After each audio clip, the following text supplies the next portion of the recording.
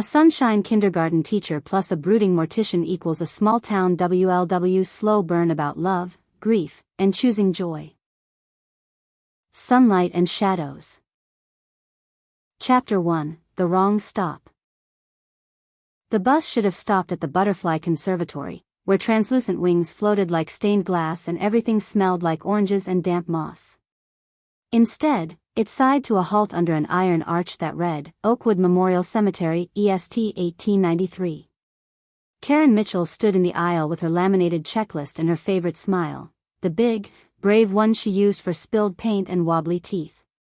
20 children watched her with the attention of penguins before a plunge. Behind them, the bus driver frowned at his clipboard, then at the world. Explorers, Karen said, clapping once. Plot twist. We've arrived at a living museum. Is it haunted? Whispered Maya, clutching her stuffed rabbit. It's respectful, Karen said gently. We use quiet feet and kind voices. We look for history. The cemetery was a quilt of green slopes, marble angels, and jars of silk flowers faded to tea-stained pastels. Robins thumped in the grass. Somewhere, a mower droned. The sky was a hard spring blue, fragile as a new plate. A woman in black coveralls stood 30 yards away, hands on a shovel, the remaining distance between her and whatever task she'd been half through. She was tall in an unassuming way, the sort of height that looked like it had spent years trying not to startle anyone. Her dark hair was tied at the nape of her neck, a few strands stuck to her temple.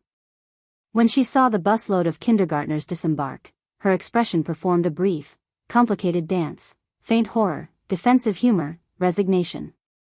Karen herded her ducklings off the bus. Single file behind me. If you find a stick, it is not a sword, it is a walking friend. The woman in black leaned on the shovel. You the Butterfly Brigade? We were, Karen said, and made herself laugh. Now we're the Serendipity Squad. The woman's mouth twitched. I'm Susie. Mortician. Also grounds crew when we're understaffed. You're early for Halloween. Karen. Teacher. And, so sorry about the invasion. It's fine. Susie shrugged one shoulder. Nobody's going anywhere. Maya gasped. She means the bones. Susie crouched to meet Maya's eyes, voice pitched low and even. I mean the people who were loved, honey. We take care of them. We tell their stories. Karen felt the tilt inside her chest, as if someone had nudged her heart to one side and asked it to pay attention. The way Susie spoke, steady, unafraid, sent little quiet bells ringing. Could we maybe, Karen said, borrow a few stories? The very not scary ones? Susie scanned the group, counting instinctively the way people who work with families count. I can do that. But we keep to the paths, and we don't touch anything unless I say. Deal, Karen said, and to the kids, who wants to be a history detective? Every hand. Of course. Susie guided them to a row of lamb-carved stones. These are from a long time ago. Children. Medicine wasn't what it is now. Families came and sat here and told the same jokes their kids liked to hear, so it wouldn't feel so lonely. The class grew reverent in the instant children know something is serious. Karen watched Susie as much as the students, the careful hands, the way she planted her boots without stepping in the grass above anyone's resting place, the unshowy respect laid over every word. Here, Susie said, touching a stone carved with an open book. A teacher. She taught minors kids to read by candlelight. Her class raised money for this stone, it's why the book's here. Was she nice? Asked Jax. I think she must have been unstoppable, Susie said. Karen laughed under her breath. New career goal. They followed Susie past the veterans section, where flags clicked lightly in the breeze, past the old oak whose roots buckled the path like ribs. Susie told them about the man who carved birds and donated a robin to every grave without flowers. She told them about the hibiscus that came back after a hard winter and the family who brought a picnic every June to tell bad knock-knock jokes to their grandpa. The children absorbed all of it with the same solemn appetite they had for stories about frogs. When the replacement bus finally chuffed up with apologies and a proper route, Karen turned to Susie. "You just rescued my field trip from the jaws of mutiny." "I kept them from sword fighting with sticks around fragile stone," Susie said. "But sure. Hero cape accepted." "Let me repay you with coffee," Karen said before she could second-guess the heat rising up her throat. "Or tea. Or the beverage of your cryptic choice." Susie's eyes were the color of the shaded side of rain. "I'm more of a black coffee person." "Great," Karen said. "I'm a marshmallow drowned in a latte person. We can horrify each other. A beat. Then, tomorrow? 3:30? The cafe on Maple." Susie's voice made everything sound like an afterthought. The flicker in her eyes was not an afterthought. "Tomorrow," Karen said. As the bus door folded shut, Susie tipped 2 fingers in a small salute. Karen stood at the top step a second too long, feeling the bus lurch under her feet, feeling something else lurch that had nothing to do with diesel or brakes. She believed in sunlight. She had not realized how much she would ache for the shadow beside it. Chapter 2, A Study in Temperatures. Maple Street Cafe smelled like wet wool, cinnamon, and someone's attempt at jazz. Karen arrived 5 minutes early and used the time to practice not talking too fast. When Susie walked in, the air changed the way it does when a door opens into a cool morning. A miniature weather front. Black jacket. Black jeans. A charcoal Henley that made her look like the tragic love interest in a British series everyone sobs over. She took it all off in small, efficient gestures, revealing a forearm tattoo that peeked under her sleeve like a thought she hadn't voiced yet, fine-line peonies wrapped around a span of text. Karen had once sworn she'd never read people like assignments. Today, she wanted to annotate: careful hands, cautious humor, boots scuffed by work, a kindness so undramatic it would be easy to miss if you weren't looking right at it. "Miss Sunshine," Susie said, mouth crooked. "Miss Mortician," Karen said, and they grinned at each other like they had invented a private language overnight. They ordered, black for Susie, caramel latte for Karen, extra foam and the marshmallow she always asked for even when it wasn't on the menu. They took a little round table by the window, spring light pooling between stray sugar crystals. "I don't do small talk," Susie said. "I do large talk," Karen replied. "And medium. An interpretive dance, if pressed." A noise almost like a laugh escaped Susie. "Tell me why you teach 5-year-olds." "Because 5-year-olds are astronauts with jam on their faces," Karen said. "Because every day is 18 crises and 1 miracle. Because someone once told me I was too much, and kindergartners think that's a superpower." Susie stirred her coffee once, twice, like a metronome. "Someone told me I was not enough. Or maybe I decided it. I don't know. I like being useful when people are falling apart. It feels clean." That's an unusual word for grief work. "It's the right word," Susie said. "The world is messy. Families don't know what to do with their hands. I can set out chairs and water and tissues and name the next 10 minutes for them. It's a mercy to tell the truth simply." Karen let the quiet sit with them, warm as sunlight on a countertop. "You're very good at that. You saw me talk to a child who thought bones were going to climb out and tickle her," Susie said dryly. "You met her where she was," Karen said. "That's the whole job. Every job. Is that your teacher voice?" "This is my I like you voice." The word landed between them with a soft thud neither of them looked at directly. Susie's lashes lowered. "You move fast." "I move true," Karen said. "I can also move slow." Susie watched her for a long breath. The cafe buzzed around them, hiss of steam, clink of cups, someone debating lemon bars as if all civilization depended on it. Finally, Susie set down her spoon. "I lost my sister when I was 19, she said, like a door swung open to a room she rarely visited. She was 17. Leukemia. We had a mortician who treated her like she was still someone. He braided her hair. He told us exactly what each form meant and didn't let my mom sign anything she didn't understand. At the funeral, he handed me the tissue box and asked me to hold it for him. He said he needed help, and I stopped shaking. It was the first time in 6 months I felt like I wasn't failing. Karen's hand found the edge of the table. He made you necessary. Yeah, Susie said. And then he retired, and I tossed my nursing applications and signed up for mortuary science and never looked back. You turned the worst thing into the way you love people. I don't think about it like that, Susie said, almost sharply. That's okay, Karen said. I do. Susie's mouth softened. She reached for her cup, their fingers brushed. Heat climbed Karen's arm like the fast growth of ivy after rain. Neither of them moved away. Your turn, Susie said. The thing you don't tell anyone until the third coffee. Karen laughed.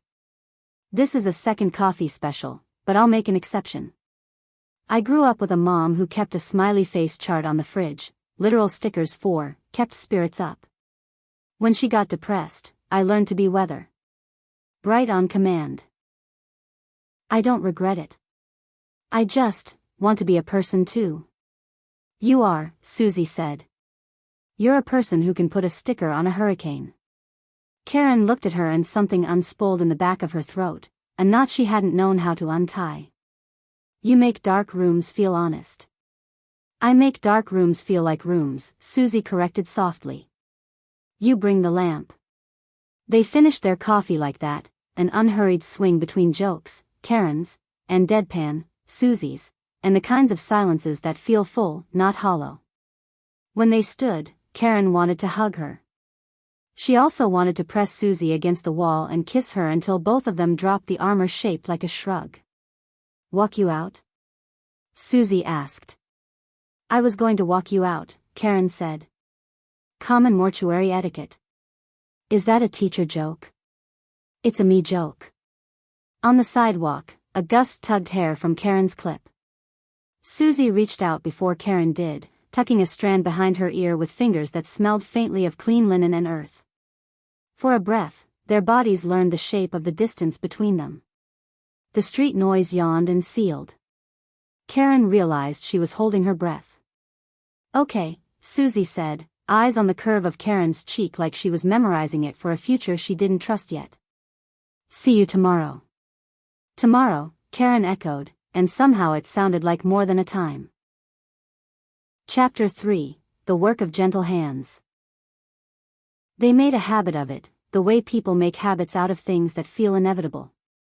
Sometimes Karen brought cupcakes with disastrous frosting, storm clouds of blue, mittens of pink.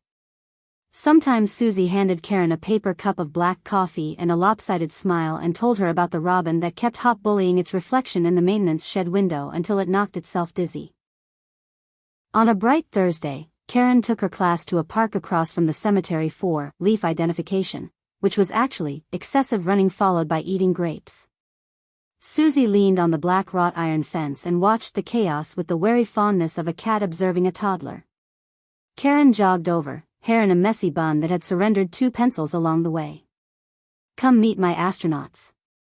I am covered in grass stains just looking at them, Susie said, but she came. Everyone, this is my friend Susie, Karen said, choosing the word without hesitation.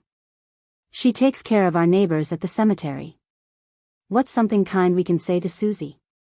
Thank you, Maya said immediately. And sorry for the bones. There are no bones, Susie said, fighting a smile. Just people we remember. Jack stuck out a jammed hand. Do you have a ghost dog? I have a living cat with the personality of a disappointed librarian, Susie said gravely. This earned her a fan club. She told them the cat's name, Arnold, and accepted, with genuine ceremony, a sticker that read "You're doing a great job" that Karen slapped on her coveralls. The sticker was pink with a gold star. It might as well have been a flag planted on a new continent. Later, after the herd had thundered off toward slides, Karen and Susie leaned shoulder to shoulder against the fence, watching the swing chains slice the light. You're good with them, Karen said. I'm good with people for 10-minute increments, Susie said. Then I need to dump and reset. Dump and reset is a valid life hack. What do you do when you get to the end of your emoji pack? I go home and eat dinner standing up over the sink, Karen said. I water the philodendron I keep forgetting to name. I watch British baking shows until the dough proves, and I do too.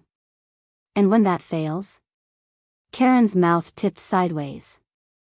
I call my friend Jazz and let her roast me for using a glitter pen in a serious staff meeting. Then I take a bath with bubbles so intense I could hide a mid-sized city in there. Choice C, I show up where you are and ask if I can sit quietly. Susie didn't answer right away. She pushed a pebble with the toe of her boot, the move of someone working a thought until it rounded. You can sit quietly, she said finally. Anytime you want. Noted.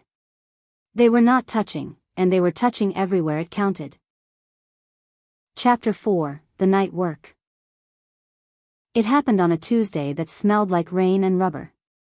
Karen had her feet tucked under her on the couch, planning the spring concert, code for getting 5-year-olds to sing about caterpillars and equity, when her phone breathed light onto her thigh.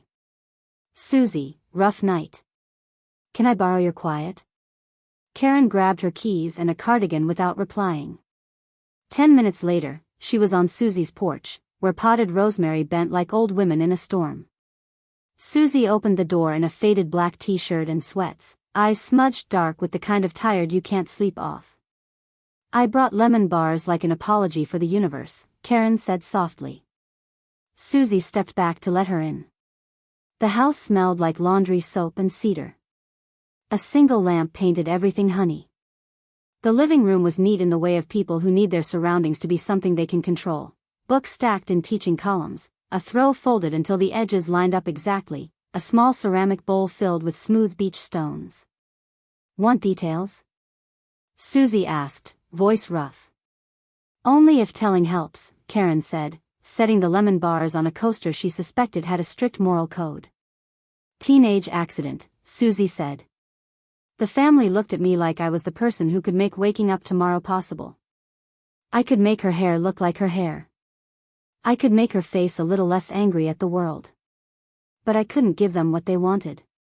You know? Karen did know, in the sideways way of a person who has had a child ask if the sun can drown. She reached for Susie's hand. Susie let her take it. They sat on the couch under the lamplight. Rain began in discrete parentheses. Karen could feel the pressure of Susie's palm, the thud of her pulse against the heel of her thumb like a small animal knocking from another room. Tell me something true that is not sad, Susie said, as if placing an order she had never had the courage to try. Today 2 of my kids staged a negotiation about sharing the purple crayon, Karen said. They wrote a contract. It said, we will both use it. We will both be nice. We will not lick it. Despite herself, Susie huffed a laugh. The 3rd clause is doing a lot of work. They sealed it with a sticker and a fist bump so solemn it belonged in a cathedral. That helps, Susie said, so soft Karen almost missed it. They watched the rain put its hands on the windows. The quiet was not empty. Karen shifted closer by increments. When their shoulders touched, the room made a sound only she heard, the creak of an old house adjusting to new weight. You can lean, Karen said. Takes me a minute, Susie murmured. Take the minute. It took 2. Then Susie's head found Karen's shoulder, the way something migratory finds the river it was promised. Karen rested her cheek on Susie's hair and tasted citrus and electricity at once. Karen, Susie said after a while, like testing a bridge. I don't know how to do this and still be the person I am at work. You don't have to be a different person, Karen said. You get to be more than one. I don't want to break anything. Then we go slow. We label the boxes. We leave space on the shelves. I don't even have the shelves, Susie said, frustrated with herself. I'm handy, Karen said. I can build some. Susie breathed out, a small shudder melting into something else. I want to kiss you. Then kiss me, Karen said, simple as a doorway. Susie turned, and when their mouths found each other, Karen had the startled thought that this was what a well-cut key felt like sliding into a lock it was meant for. There was no careful hovering. There was patience without apology, there was heat without hurry. Susie kissed like someone who had spent years not asking for more than she could guarantee. Karen kissed like someone who had finally found the room she'd been lighting lamps for. When they eased apart, Susie pressed her forehead to Karen's and laughed under her breath, the small, incredulous kind. That was very not small talk. Large talk, Karen said. Conversation with excellent sources. Stay. Do you want quiet or company? Both. Then both, Karen said. I'll take the left side of the couch and try not to kick you when I dream about being chased by oversized glue sticks. Susie fetched a blanket. They lay facing each other in the glow of the single lamp, knee to knee, fingers playing a near game of tag. Rain stamped its soft punctuation marks all over the night. Karen thought, without thinking it into words, I will learn this person's weather systems. I will not try to fix the dark out of her. I will put a hand on the wall and stay when it gets deep. At some point, they slept. At some point before that, Susie said, thank you for being a person, into the woolly dim like a secret she trusted the blanket to keep. Chapter 5, The Living and the Lived In. They made room for each other's lives the way a river makes room for a rock, by learning new curves. Karen learned which days to bring coffee to the driveway without knocking because Susie's face would be set in that morning mask that meant there was a family inside counting breaths. Susie learned that Wednesdays turned Karen's brain to oatmeal and she needed someone to ask, how did the crayon treaty hold up, so the story could reinflate her ribs. There were firsts that looked small and weren't. The first time Karen met Arnold the disappointed librarian cat, who blinked once and immediately tried to sit on Karen's grading pile like a union boss. The first time Susie stood in the back row of the kindergarten spring sing-along, black jacket like a night parachute among the cotton candy clouds, mouth tilted at a barely there smile when Karen led 22 tiny people through an enthusiastic rendition of All the Ways to Be a Friend. Afterward, Susie held a paper cup of lemonade like it might have teeth. You were incandescent, she said, and then rolled her eyes at her own word choice. Big word for a mortician, Karen teased. I read, Susie said. Also, you are. They navigated the physical the way they navigated the rest, curious, careful, incapable of pretending they didn't want it. The first time they undressed each other, it was on a Saturday afternoon that tasted like strawberry jam and sun-warm cotton. Susie moved like someone asking, is this okay, with each touch. Karen answered with the kind of yes that makes the room brighter. After, they lay layered in each other, skin cooling, breath sinking. Susie looked at the window, where leaves shivered and returned to stillness. I worry, she said, that I will make you tired. You don't make me tired, Karen said. The world makes me tired. You make me rested. Susie turned her head at that. Her eyes were very dark and very awake. I will try to believe you. You don't have to try. You can just notice. Noticing is a kind of trying. Then we'll practice, Karen said.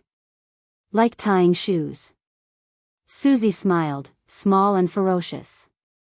You are going to ruin me for solitude. Maybe we can ruin you for isolation and leave solitude intact, Karen said. I like that part of you. The quiet, not the locked door. Deal, Susie said, and sealed it by dragging her thumb over Karen's knuckles like a signing. Chapter 6, The Trouble with Good News. Good love doesn't inoculate against bad days, it just recalibrates the dosage. The call came in the middle of Math Centers. A development company had made an offer to buy the back 3 acres of Oakwood to improve the community's amenities, with boutique condos and a heritage walking path. The board, those men with ties that strangled slowly, was considering. Susie paced the maintenance shed, phone clenched, fury restrained within the laws of physics, which felt unfair. They want to pave the infants section, she said, voice flat from effort. They're calling it an underutilized area. Karen abandoned the number line and drove over after school with a clip of petitions she'd printed before she'd even taken off her lanyard. "No," she said, "because sometimes that is the correct prayer." Susie leaned both hands on the workbench. "You can't put a price on not being a monster. That's the entire business model of grief."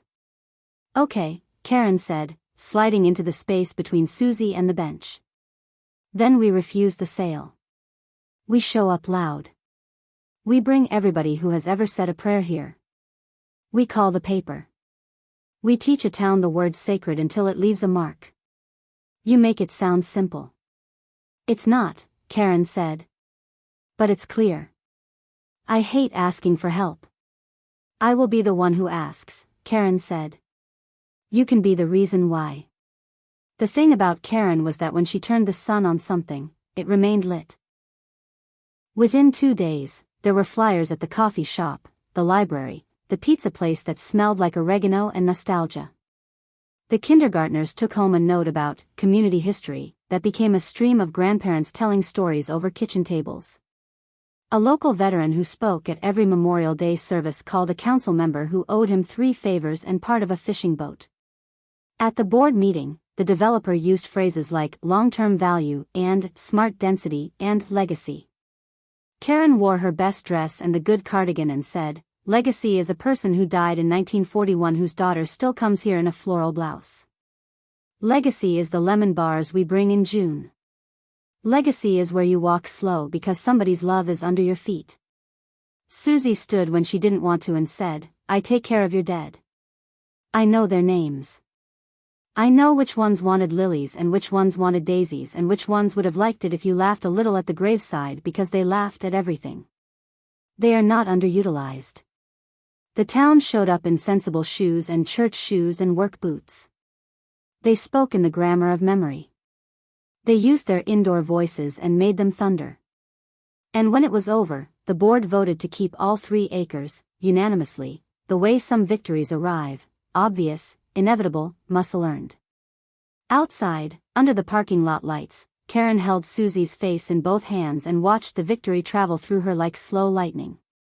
"Thank you," Susie said, hoarse. "You asked for help," Karen said. "I let you," Susie corrected, and then she kissed Karen like language could pick up where breath left off. They went home to Susie's house and celebrated with grocery store sushi and the bottle of sparkling apple cider Karen always kept for the kids and for moments when the word cheers needed a prop. Arnold stared with disdain until fed tuna. They toasted nothing and everything and the word saved. That night, when Karen woke at 3, Susie was awake too, eyes open in the dim. "I keep waiting for someone to say I got it wrong and make me apologize for wanting things to be good," she murmured into the pillow. Karen slid a hand across the narrow hot country between them. "They didn't. You were right. We were right." Susie's jaw moved as if she were chewing a thought until it softened enough to swallow. "Okay. Say it again," Karen said. "We were right," Susie repeated, a little louder, like teaching her own bones a new word. Chapter 7, Footnotes for Joy. The season changed without asking permission. The cemetery's peonies opened like soft declarations. Karen brought her class to plant marigolds along the path that led to the veterans section. Susie lined up little trowels and said, "We dig like this, so the roots have a party," and 20 children dug like they were writing an invitation. "Why do we bring flowers?" Maya asked, dirt to her elbows. "So people know we remember," Susie said. "So we replace a little of the color the world lost." "What happens to the people?" Jax wanted to know, always the philosopher beneath jam. "They go where the love goes," Susie said. "Everywhere it's needed." Karen felt her eyes sting and blamed the pollen. She had learned not to interrupt Susie's theology with her own. After the planting, the class sat in a circle under the oak, drinking water from tiny paper cups like serious athletes. Karen looked over their heads and found Susie looking back. It was the kind of look that includes chapters. Karen smiled. Susie looked away first because she had to. Her job was to put things where they belonged. Karen let her. That weekend, they drove to the coast in a car that hummed like a tired bee. Karen packed a bag with a blanket, a ridiculous hat that made her look like a friendly mushroom, and a book of poems in case they needed to borrow words. Susie brought sandwiches, a thermos of black coffee, a thermos of hot chocolate, and a first aid kit because she was the kind of person who remembered first aid kits. They walked the line where waves hiss in and out like a patient thinking about what to say next. Susie bent for shells with the precision of a surgeon. Karen tried to skip rocks and succeeded in bonking one into a gull-sized splash that offended an actual gull. On the blanket, the wind pressed their clothes against their bodies the way a hand checks for fever. Karen turned on her side and catalogued Susie's face, the small scar by her left eyebrow, the ghost of a dimple that only appeared for certain jokes, the way her mouth held still when her eyes did the laughing. "What?" Susie asked without opening her eyes. "I'm annotating," Karen said. "You always were a margin writer. Someone has to leave useful notes for the next lifetime." "Will there be a next?" Susie asked, but she wasn't really asking about metaphysics. "There will be a next morning," Karen said, threading their fingers. "And the next fight. And the next lemon bar. And the next time you let me fix your collar. And the next season in which the peonies make an attempt to swallow the entire cemetery and you pretend to be annoyed about it." "And you?" Susie asked. "You're next." "My next is this blanket, and that gull who hates us, and you," Karen said, like a liturgy she trusted. They kissed, and the taste of salt and coffee and wind made a part of Karen's brain file a report that said, "We survived too many mediocre moments to miss this excellent one." When they packed, Susie found a small piece of sea glass so pale it was almost not green. She held it up for the light to teach it its lesson. "Pocket for your desk," she said. "For emergencies," Karen agreed. "When the crayon treaty fails." In the car, they drove quiet. They listened to a singer whose voice sounded like the inside of a cedar chest. Karen put her feet on the dash and pretended the world had always been arranged to deliver Susie to her, salted and sandy, bruised and victorious. At a red light, Susie reached over without looking and laid her hand on Karen's thigh, a gesture as ordinary as sorting laundry, as sacred as a pledge. "I'm glad you missed the butterflies," Susie said. "We didn't miss them," Karen said. "We found different wings." Chapter 8, Fault Lines. Not every collision makes a crater you can avoid next time. Some of them cut new rivers. It began with a call on a Sunday night. One of Karen's students, Luca, had a grandmother in hospice. His mom asked Karen for words to say, because Luca thought people in hospice were practicing to be ghosts and wanted to know how long practice took. Karen texted Susie. "Do you have language for kids about hospice?" She expected a list. Susie sent a question. "How much truth can the family hold?" Karen thought of the mom's voice, tight as tape. "A bowlful if we pour slow." Susie called. "Tell him hospice means people helping the body feel as good as it can for as long as it can, and helping the family feel less alone. Tell him practice can be short or long, and the person isn't trying to leave him, the body is getting tired. Tell him he can bring his grandma a joke and a picture and a soft thing to hold." Karen wrote it down the way you write recipes, exact, grateful. "Come over," she asked after. "I made soup. It's orange. I don't know why." "I can't," Susie said. "Double service tomorrow. I still have to set the flowers. Rain made the back path a mess." "I don't." "Okay," Karen said quickly, because she could hear the elastic in Susie's voice stretch thin. "Another night. I'll save you a mason jar." Monday became 3 days in a row. When Susie went to ground, she did it like a fox, efficiently, with an exit route. Karen tried not to imagine her eating over the sink, staring at nothing so she wouldn't start seeing the wrong things. She tried not to imagine the inside of any room Susie was in without her. On Thursday, Karen drove to the cemetery at dusk. The light was the color of peaches that were almost too ripe. She found Susie by the shed, jaw tight, movements clipped short. "You didn't answer for 3 days," Karen said, breathless with the effort of using a normal tone. I didn't have anything left, Susie said, which was worse than any excuse. You don't have to have jokes, Karen said. You just have to answer. I need to know which planet you're on. I'm on the one with the bodies, Susie said, and immediately flinched at her own meanness. I'm sorry. That was true, Karen said. And we can survive true. But not if I'm shut out of it. I am trying not to drop the plates, Susie said. If I add you to the table, I drop fewer plates or more plates or I don't know. I don't know. You drop fewer, Karen said, fiercely. Because I can carry some. And then I'll owe you, Susie snapped, savagely afraid. Karen took a step back like she'd reached a cliff in the dark. Is that what this is? A ledger? Susie looked wrecked instantly, as if someone had taken the careful stack of herself and kicked it gently, but in the right spot. No. Karen. No. If I ask, I have to believe you'll still be there next time. I will, Karen said, and she heard her own voice like a bell. I will next time and the time after. You don't have to pay me to love you. You don't have to be less tired for me to stay. The wind moved through the oak above them. Leaves clicked like beads. Susie pressed the heels of her hands to her eyes. I have spent years being the person no one needed to take care of. It was my whole thesis. You get a new thesis, Karen said, stepping back in, choosing softness over distance with the kind of muscle you only build by tearing and healing. It can be, 2 people are better at Tuesdays than 1. I don't know how to not fail at this, Susie said. You don't have to not fail, Karen said.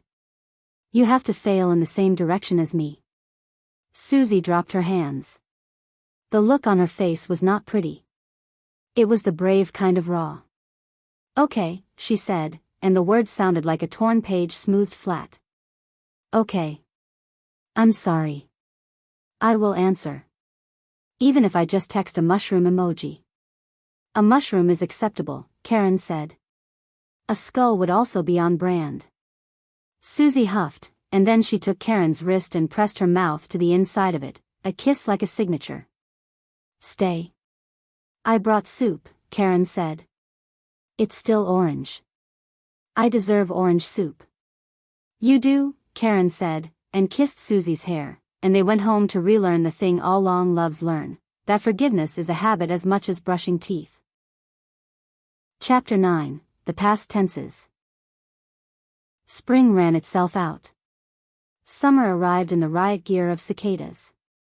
Karen taught a week-long camp about community helpers, and Susie agreed, on the condition of no photography, to talk to the kids about rituals. She set a small table with a white cloth, a bowl of water, a simple candle. With our hands, she said, we wash and brush and dress. We speak the names. We say the stories. We light a light. We say goodbye. There are 1,000 ways to do it and they are all right if they are kind. A boy raised his hand. Are you scared? Of what? Susie asked. The dark. Sometimes, Susie said. So I carry a light. What kind? Susie looked toward the back of the room where Karen leaned in the doorway in a skirt with lemons, like a walking exhortation to be alive. The kind that has hands, she said. After the kids left, they stood together by the empty little altar. You were beautiful, Karen said. I didn't make anyone cry, which I consider a win. You made me cry, Karen said cheerfully.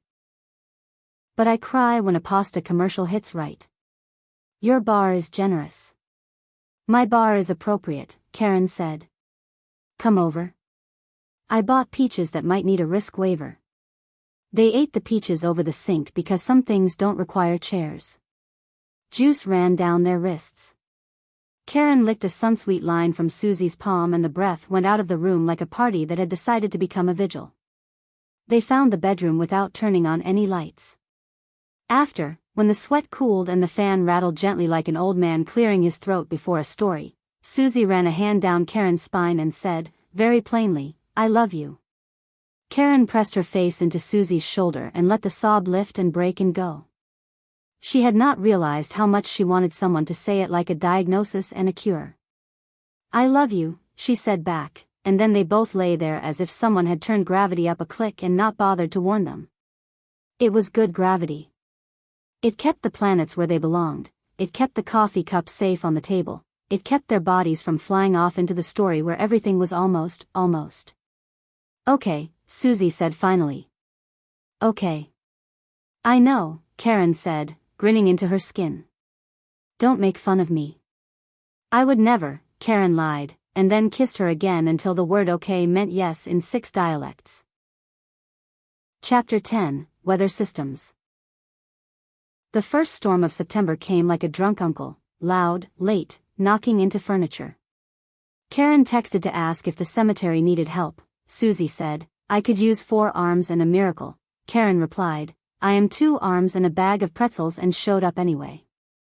The storm had dropped branches like punctuation everywhere. The old oak's largest limb had cracked, but held, like a hurt that refused to admit its own size. Susie had the generator running and the floodlights pointed at the worst of it. Rain slicked everything to a dangerous shine. The air tasted like tin. Stay where I put you, Susie said, thrusting Karen a pair of gloves. If I tell you to move, move. Copy that, Karen said. I make an excellent sandbag. They worked without talking much, passing debris down a line that was only 2 people long. Karen's thighs burned, her hair turned from an optimistic bun into a drowned poof. Susie grunted occasionally like a sentence. At one point, the wind took a wild swing and the oak groaned deep, old ship sounds, and Susie grabbed Karen by the back of her coat and slammed them both into the shelter of the mausoleum wall just as the cracked limb shrugged off its last pretense and fell, shattering a path stone into leaf-shaped pieces. Okay, Karen said, when her heart had re-entered her ribs. I will now obey you forever. Susie's face was close, storm close, emergency close. I will now enforce that, she said, voice shaking in the way of adrenaline unwinding. When the worst was secured and the generator rattled into a kind of satisfied purr, they stood under the eave and let the rain rinse the heat off them. Karen tasted iron and wet leaves and the rusty sweetness of being alive. Susie leaned against the stone like a person who had recently remembered she possessed a spine. You saved my life, Karen said, only half joking. I enforced an understanding with gravity, Susie said. And I refuse to let the cemetery eat my girlfriend. Karen blinked. Your girlfriend? Susie went utterly still. Too much. Not enough, Karen said, and then she laughed in the rain, and Susie's mouth did that soft, vulnerable tilt Karen would spend the rest of her life trying to earn. They kissed, and the storm approved, and afterward they went inside the maintenance shed and ate pretzels like war heroes, and Susie let Karen sit on the workbench swinging her legs while Susie paced and then stopped pacing and stood between Karen's knees and put her forehead to Karen's collarbone like she had located the precise place the world made sense again. Thank you for coming, Susie said into the cotton of Karen's shirt. Always, Karen said. Even when I'm an idiot and forget I'm allowed to ask. Especially then. Hold me to it. I will, Karen said. I will keep a ledger of the times you ask and I will decorate it with stickers. It will be an embarrassing document to present in court. I love you, Susie said, muffled and immediate. I love you, Karen said, clear as a bell. Outside, the storm walked off muttering to itself. The oak stood ragged and magnificent. The cemetery smelled like rain had taught it how to begin again. Chapter 11, The Kind of Future People Don't Write Down. The school year began with boxes of crayons so sharp they made their own light. Karen wrote names on file folders and on the inside of small jackets and once on a sandwich by mistake. She tried to get a class full of humans to agree that the listening rug was for listening and not for gymnastics. Susie joined her for the first Friday pizza night, where Jazz and her wife, Neha, performed a polite interrogation until Susie surrendered enough answers to be declared acceptable for continued existence in the orbit of Karen Mitchell, national treasure. Do you want kids? Jazz asked bluntly, slicing a pie into exact sixths. Today? Susie deadpanned. I'm not prepared. Don't mind her, Karen said. She asks everyone that. She asked the mail carrier. No, Susie said after a beat. I want the life where I come home to someone who is also coming home to me. If that includes a small person whose hands are perpetually sticky, great. If it includes being the aunt who brings the loudest toy, also great. Excellent answer, Neha said. Pass the red pepper flakes. On the walk back to the car, Karen bumped Susie with her hip. Thanks for playing sociability bingo. I will accept any test whose prize is you, Susie said, which would have been corny out of someone else's mouth and was devastating out of hers. They didn't get engaged, because life is not a montage. They got serious in the practical ways that build the scaffolding of forever. They shared keys. Karen learned the code to the alarm and stopped setting it off accidentally by arriving like a hurricane at breakfast. Susie left a toothbrush at Karen's place and then a book and then a drawer's worth of black t-shirts that multiplied in the night. They made a list on the fridge titled Things We Share, and it began with groceries and evolved into the kind of list that made Karen laugh when she noticed Susie had added grief load and sunlight. At Thanksgiving, Karen's mom hugged Susie like she'd already sent a thank you card. At Christmas, Susie's mother gave Karen a recipe card written in her late daughter's fierce block capitals, Lulu's peanut butter cookies. She would have tried to flirt with you, Mrs. Reyes said, smiling like a bruise that had finally begun to fade. She flirted with everyone worth flirting with. I'm glad you're here. Karen cried in the pantry for 3 minutes and then came back in creamed butter with sugar like the future depended on it. Maybe it did. Chapter 12, The Bench. They never intended to become a landmark. It happened the way rings happen in trees, layer by ringed layer, until one day you step back and realize you have a trunk to lean on. The cemetery board, now somewhat reformed, or at least politely haunted by the citizenry, offered to place a small bench by the old oak in recognition of community stewardship. The phrase made Karen roll her eyes fondly and made Susie clean the shed twice. I don't want our names on a rock, she said. It won't be a rock, Karen said. It'll be a place where people sit to talk to the ones they miss. We can be furniture. I like being furniture. You like being useful, Susie said softly. I like being used up by the right things, Karen said. Like chalk and love. They argued the inscription down to something spare, Karen and Susie keepers of light. The day it was installed, Karen brought a thermos of coffee and 2 donuts, one with sprinkles and one with maple glaze. They sat on their bench, boots touching, and watched a family 3 plots over tell the story about the time Grandpa tried to make pasta from scratch and turned the entire kitchen into a chemistry experiment. Do you ever wonder about the other life? Susie asked. The one where the bus turned left. Yes, Karen said. I send it good wishes. I don't miss it. Me neither, Susie said, and laid her head on Karen's shoulder with the bone-deep trust of a person who has learned which walls will hold. They sat until the shadows changed shape. They sat until the coffee cooled and the maple glaze dried into a soft scab they licked from each other's fingertips. They sat until the light did what light does in the hour with too many names, softened, decided, blessed. Chapter 13, The Long Middle. Happily ever after is a misleading phrase. What they built was a happily most days, sometimes stubbornly, with weather, with breaks and repairs, with new seasons of work that demanded new rituals. They hung a small bell by the back door and agreed that if either of them rang it, the other would come and listen with both hands. They left each other notes folded like fortunes. They bought a second-hand kayak and argued about life vests until Karen said, "We are queer women and we will not die stupid," and Susie laughed so hard she snorted. There were losses. There was the year Susie's mother fell and broke her hip and Karen learned the efficient ballet of hospital corridors. There was the spring Karen miscarried at 8 weeks, grief small enough to fit in a pocket and heavy enough to break a length of chain. They sat on their bench that day and did not speak for an hour. When the sun dropped, Susie said, she was real, and the word she felt like a door opening to a house with a room they would visit forever. Karen nodded and said, "We will remember her with the other people who needed a soft place." They kept going. They made soups. They kept the cat in expensive food so he could continue to disapprove with vigor.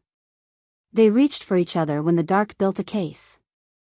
They said the names of their losses out loud. They added new names. They lived. Chapter 14, Sunlight and Shadows. On the first warm day of a new spring, Karen's class came to the cemetery for Heritage and Habitats, a title she used to keep the permission slips from getting wobbly. Susie had set up a table with terracotta pots and soil and seed packets, and the children planted zinnias with the fervor of people who believed in absolute germination. Maya, older now, longer legs, the rabbit retired to a shelf, stood by the oak with Karen while the others washed their hands. "Miss Mitchell," she said, "will you still be here when I'm in 7th grade?" Karen thought about time, the stubbornness of it, the way it refuses to tell you its itinerary. She thought about Susie, stacking chairs 3 yards away, her body a moving study in competent kindness. "I hope so," Karen said. "But if I'm not, Miss Reyes will be. And this tree. And the bench. And the way you put your hands in the dirt and made something happen." Maya nodded as if informed of an important law. "Okay," she said. "I'll come back and check." Later, the last bus pulled away and the grounds hummed with the soft industry of bees. Susie wiped her hands on her coveralls and came to lean against the oak with Karen. "Your fan club is aging into cynicism with dignity," Susie said. "They'll weaponize it for good," Karen said. "I trained them for that. They stood where they'd stood 100 times and would stand 100 more, if luck kept not failing. Love is repetition that never gets boring. Love is making a large life out of small rules." "I still want the butterflies," Karen said suddenly. "We can go," Susie said. "On purpose this time." "Tomorrow?" "Tomorrow." She took Karen's hand and pressed it to her chest, above the steady, ordinary drum. Karen rested her head on Susie's shoulder, where the scent of sun-warmed cotton and earth and something sweet, not perfume, not soap, the compound noun of home, rose like steam. "Light," Susie said, not moving her mouth much. "Shadow."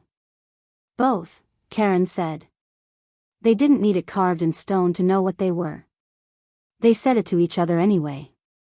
The world ripened around them, beyond grief and under it, on the exact seam where sunlight meets shadow and something grows because both are present. They stood there until the light turned the grass to coins. They stood there until they heard the school bell a mile away and laughed at how conditioned they were by ordinary bells. They stood there until the first evening bird began and the day lifted its hands from their shoulders and said, gently, "You can go in now. I'll be here in the morning." They went in. Chapter 15, Butterflies, on Purpose.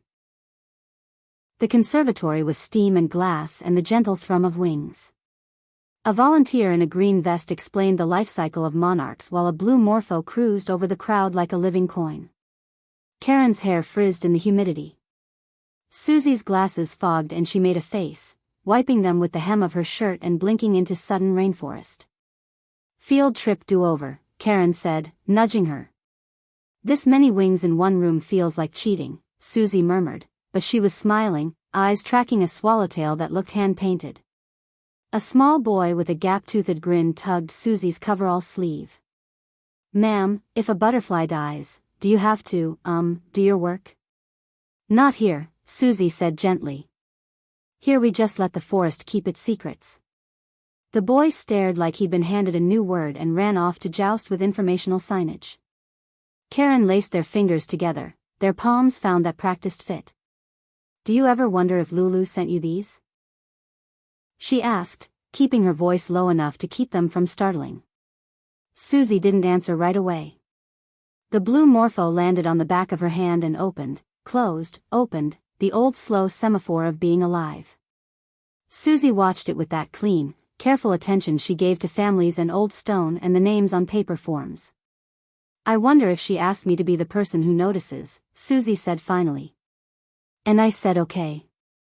They moved through the conservatory's narrow paths, hip to hip, while volunteers whispered rules about not touching and kids tried not to break them. At a small table by the exit, you could buy a pin made from fallen wings laminated under clear plastic. Karen picked one, a shard of orange and black, bright as flame. She pinned it through the knitted heart of Susie's sweater and kissed the place on the other side of the fabric. For emergency joy, she said. Susie caught her wrist and held it for a beat. You have a talent for the portable kind. Outside, the air felt ordinary again. The city wanted lunch, so did they. Karen ordered grilled cheese with apple slices like she always did when she wanted comfort to arrive without a big speech. Susie got tomato soup in a bowl so large it looked like a dare. Tell me one thing you still want that you haven't said out loud yet, Karen said, as if the question had been waiting on a coaster under the table all morning. Susie blew on her spoon. A community ritual space at Oakwood. Simple room. White walls. Windows. Shelves for candles. A kettle. A door that shuts. A place people can go who aren't ready to stand at a grave. Karen didn't even pretend to consider logistics before she said, then we'll build it.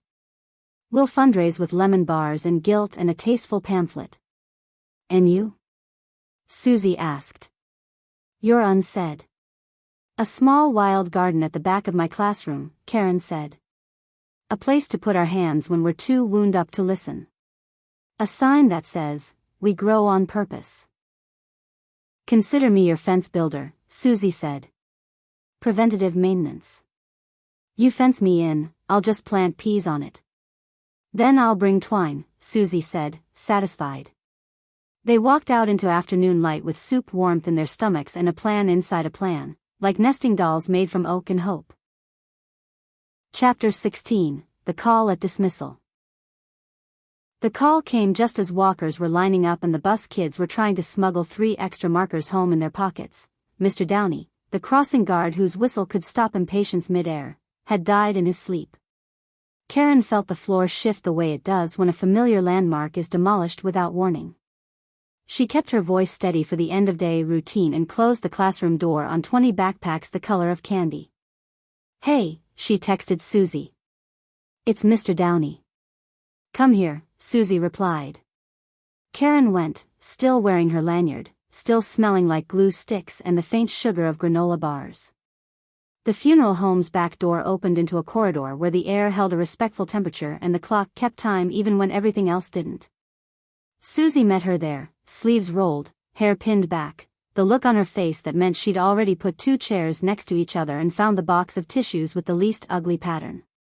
We'll do the service in the chapel, Susie said softly. He has a son in Ohio and a niece who's basically a daughter. He kept a shoebox of thank you drawings from kids. We're making a display. Karen pressed her fist to her mouth. He taught 3 generations how to cross maple without fear. Then we'll make everyone sit and remember that every morning matters, Susie said. You can help me choose the photos. They built the display together on one of the long tables, Mr. Downey laughing with a toddler who held a stop sign upside down, Mr. Downey in a ridiculous sweater someone had knit with little yellow buses marching cheerfully across his chest, Mr. Downey in the faded glory of his baseball cap, a soldier who had traded war for whistles and weather. When the family arrived, Karen stepped to the background and watched Susie work that plain magic of hers, naming each decision, handing choices back to the people whose love had been surprised by the body's sudden stubbornness. She watched grief settle into chairs and take off its shoes. She watched courage rehearse. That night, when the chapel was quiet and the display still made the room look held, Susie sat on the first pew, elbows on knees, hands folded like someone remembering a prayer they'd used to know. Karen slid in beside her. You do holy work, she said. I do the next thing until it's the last thing, Susie said. It's mostly chairs. It's mostly love, Karen said. It just wears a chair costume.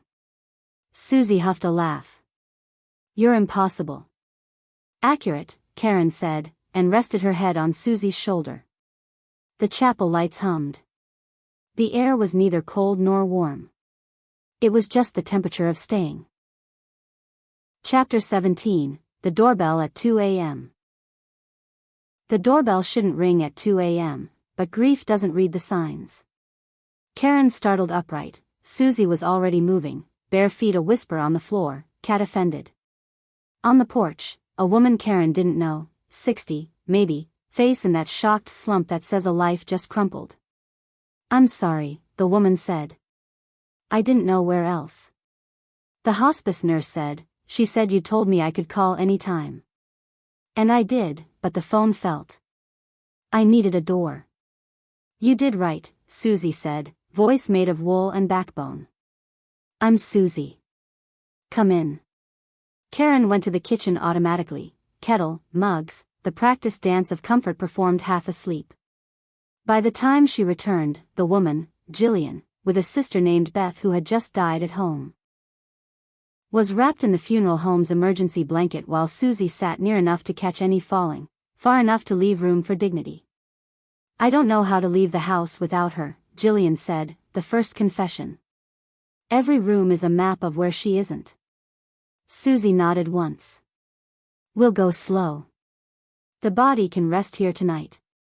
We'll do the papers in the morning when the forms behave. Right now you are allowed to sit. You're allowed to cry or not. You're allowed to say her name 100 times and then say it again." "Beth," Jillian breathed, like testing a bridge. "Beth, Beth, Beth." Karen put a mug in her hands. Jillian's fingers trembled against the ceramic. No one filled the room with advice. Susie reached to the end table and handed over a pen and a small pad. "Write the addresses of the people you want called," she said. "Only if you want. If you can't, we'll do it later." Jillian wrote 2 names and then pressed the pen to the page without moving it for a long time. "Thank you," she whispered to the pen, to the mug, to the blanket, to the 2 women who had turned the impossible into a series of doorways. After, when the quiet settled again and the kettle cried a second time just because heat needs some place to go, Karen stood behind Susie and wrapped her arms around her waist. Susie leaned back the way trust does when it's tired but intact. "We keep a door," Karen said, mouth against Susie's hair. "We keep a door," Susie repeated, as if she were filing it under things to remember when the light is uncooperative. Chapter 18, The Splitting Season.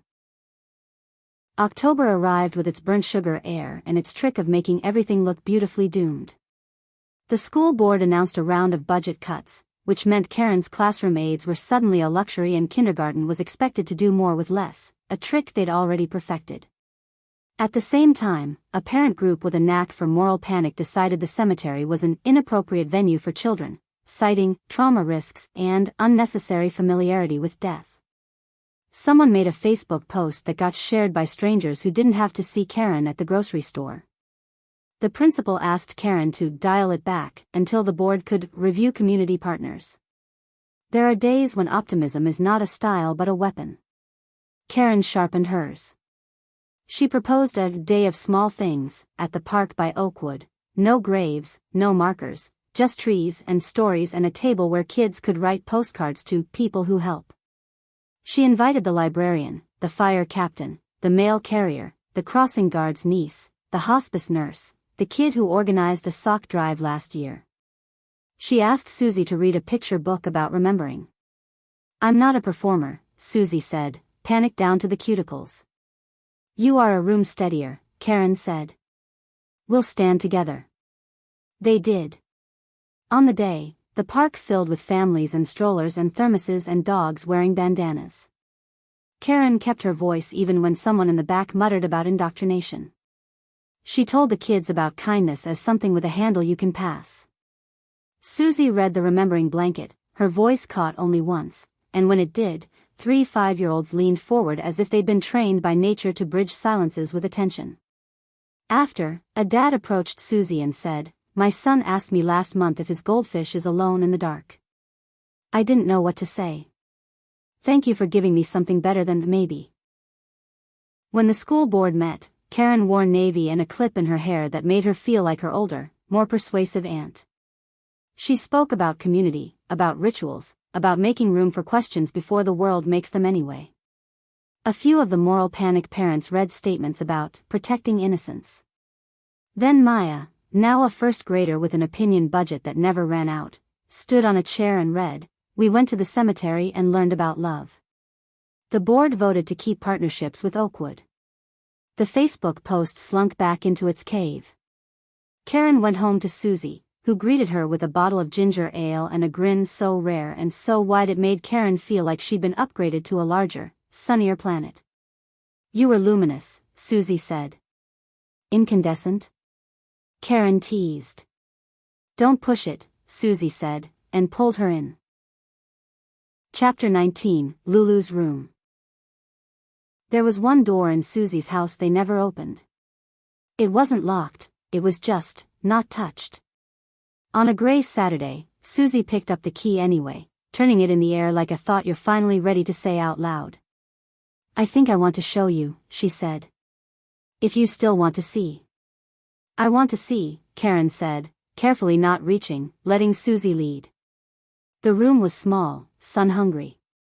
Lulu had taped band posters to the wall, the edges curling. A shelf held jars of sea glass, another held stones with sharp edges wearing the smoothing patience of time. A bulletin board was a riot of ticket stubs and scribbled notes and a list titled "Things to Do When I Don't Feel Like Myself," which included, "Watch the dumbest movie, eat cereal out of a mug, and tell someone I don't feel like myself." Susie stood in the doorway, hands in her pockets like she didn't know what else to do with them. "We never changed it," she said. "We thought, maybe she'd walk in and roll her eyes at us. Sometimes the room smells like her. Sometimes it smells like dust." Karen moved gently, as if the floor could startle. She read the notes aloud in a soft voice, letting Lulu's language sit between them. She picked up a small box of Polaroids, Lulu on the beach with her hair in a headscarf, holding up two fingers like peace and like victory, Lulu in hospital socks, tongue out at the camera, Lulu with Susie, both of them mid-laugh, an expression on Susie's face Karen had never seen because it only exists when you've known someone since before memory puts furniture in the room. "She was bossy," Susie said, smiling enough to survive it. "She told the nurses bad jokes and flirted with everyone. She would have adored you and stolen your hoodie." "She can have one," Karen said. "I have multiples." Susie ran her fingers along the windowsill. Dust wrote itself on her skin. "I don't want this room to be a museum anymore. I want it to be a place where we remember and then go make dinner." "Then let's change one thing," Karen said. "Not as an erasure. As a sign that time is not an insult." They chose a small thing. They took the jar of sea glass that lived nearest the bed and carried it to the kitchen shelf next to the kettle. They left a note on Lulu's bulletin board that said, "Borrowed your sea. Love you." Susie stood with her hand on the note for a long moment, like blessing in reverse. That afternoon, they went to the garden center and bought 3 peony roots with names that sounded like debutantes. They planted them in a bare bed beside the porch. Susie pressed soil around the crowns with both hands, and when she sat back on her heels, dirt under her nails, she looked wrung out and remade. "She'll like these," she said. "She'll boss them into blooming," Karen said, and Susie laughed, the sound landing like a new bird on a familiar branch. Chapter 20, The Promise We Can Keep. The idea of vows started like a joke on a tired Tuesday. "We should get married," Karen said to the mail addressed to resident.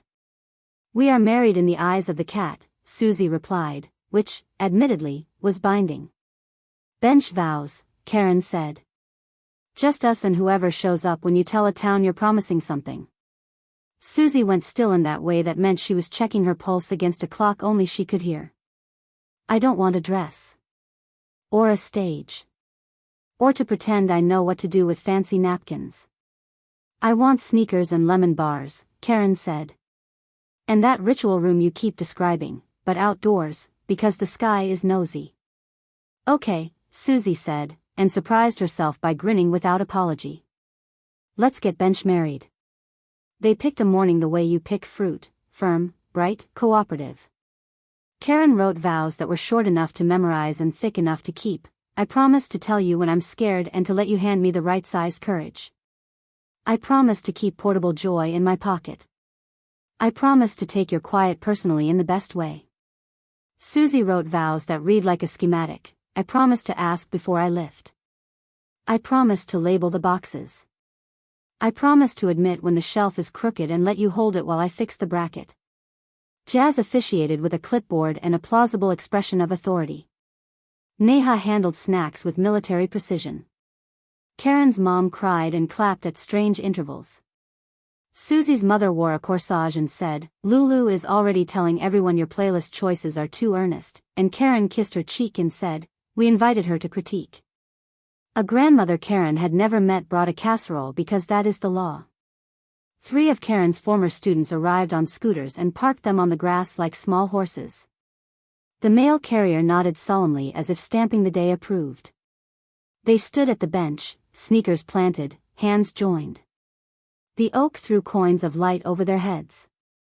The town made a circle without being told. Jazz cleared her throat.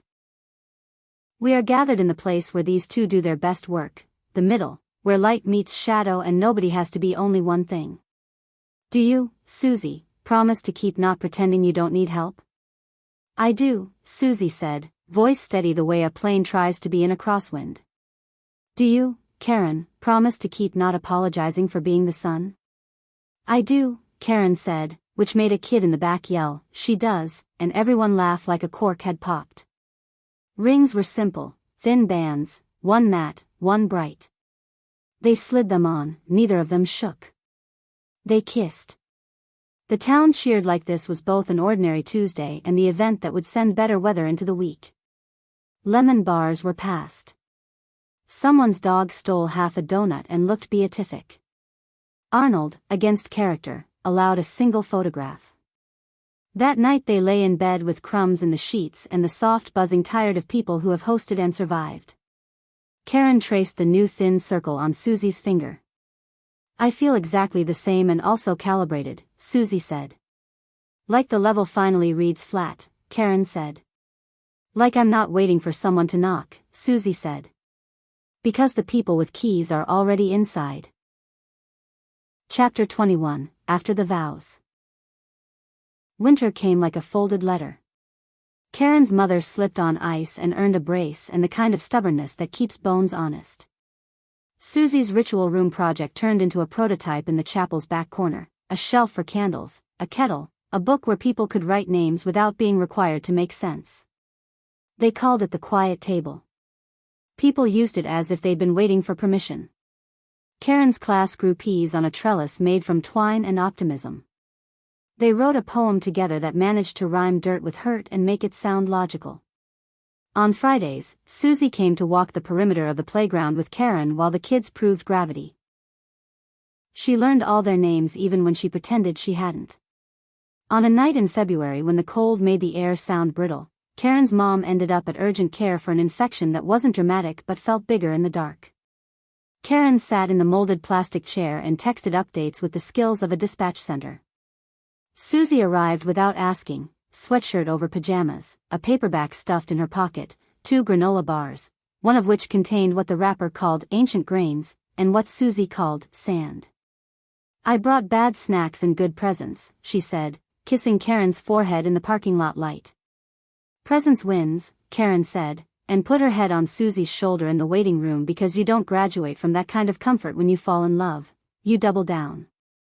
When a nurse came out to give them the "we're admitting her for overnight" speech, Susie asked all the practical questions in the calm voice that puts nurses at ease. Who to call, what to sign, what to pack and what to leave. Karen loved her ferociously for it, the way she could make a hallway less hostile by naming what the next 10 minutes wanted. They tucked Karen's mom into a narrow room with an aggressively floral curtain. Karen set up the little speaker and played the playlist labeled Happy Pasta commercials. Susie adjusted the blanket, then stepped back and let mother and daughter do their decade-old dance of fussing and gratitude.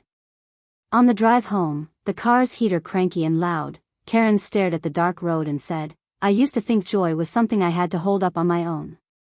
Like a banner you never get to put down. You can hand me the pole, Susie said.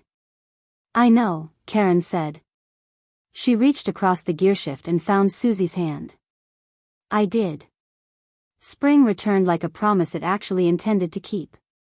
The peonies by the porch rose in fat red fists and then yielded into extravagance. The quiet table collected names in messy pens and neat cursive and a child's careful block letters that read, "For my fish." He was very brave.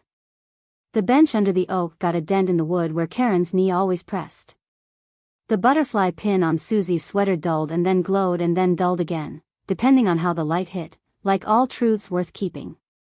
On an evening in May, they walked the cemetery after closing, the way caretakers do when they're off duty and the place still belongs to them. A fox crossed the path with the arrogance of red things. The air smelled like cut grass and someone's cologne left over from a graveside goodbye. They did not talk much. They didn't need to, the kind of silence that knows your name is also a language. At their bench, Karen sat and leaned back, letting the old wood fit her shoulders. Susie sprawled and put her head in Karen's lap, which always felt more teenage than either of them had been allowed to be at the time. Karen combed fingers through Susie's hair, slow, the motion that had become their sacred fidget. What do you want to build next? Karen asked, the question they circle back to the way birds return to the best roofline. A little lending library by the gate, Susie said. Books about grief and also not about grief. And a sign that says take what you need. Done, Karen said. I'll write a grant and guilt trip the bakery into a bake sale.